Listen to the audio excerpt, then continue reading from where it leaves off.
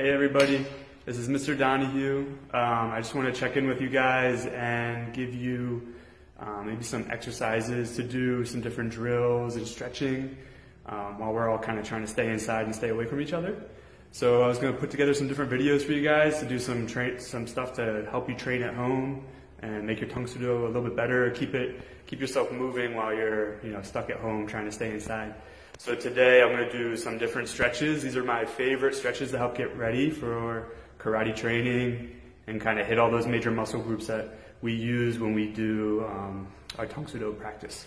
So here, I'll set you guys down and get started and show you what I do. So we're going to do some different exercises to work on mobility.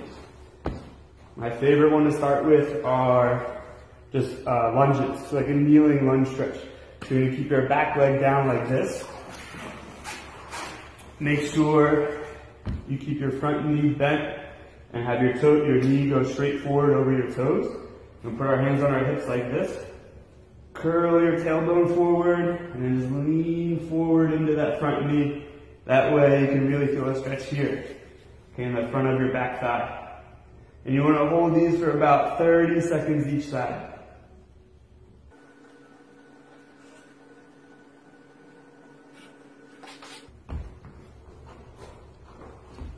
Make sure you do both sides.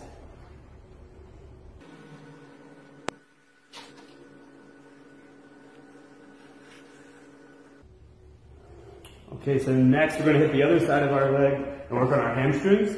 So right from that position, you can even just rock back, let your toes come up on that front leg, and we're going to fold our body forward, keeping our hips super square towards our front foot. Bring your chest down towards your knees. You can even put your hands on the ground to help you out, or use yoga blocks if this is a little bit too intense. And we're going to hold this one for 30 seconds too. We should feel it all on the back of our front leg.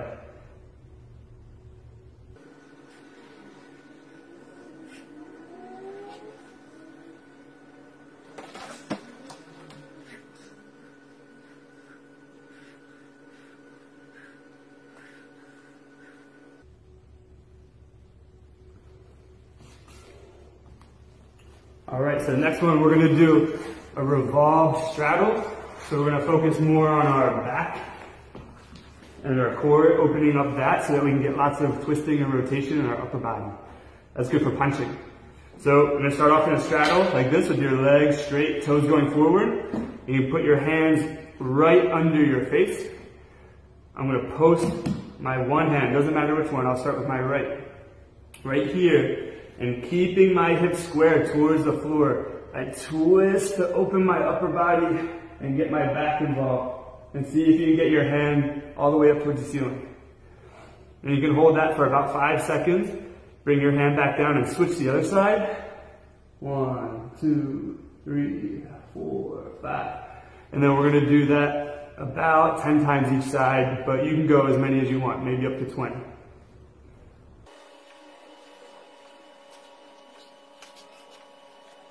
So next we're going to focus more on our hips. So we're going to go all the way down to the floor like this. Put your hands down in front, knees go super wide. And I want to align my feet right up with my knees. So my knees should be bent about a 90-degree angle. Same thing with my ankles. Okay, from here, bring your body close to the floor. And I'm going to slowly push backwards to open up my hips. We call this a frog stretch.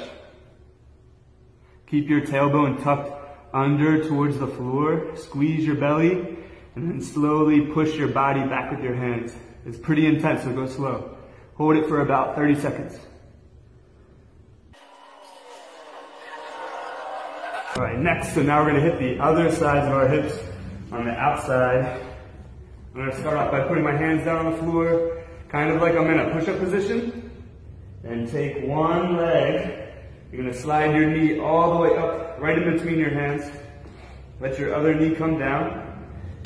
Make sure your toes are pulled back towards your head, back towards your knee on this bottom leg that we're putting up.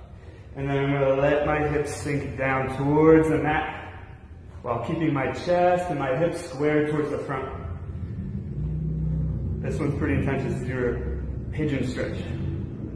So hold this for about 30 seconds, then we'll do the other side. If you want to make it more intense, you can bring your elbows down onto the floor.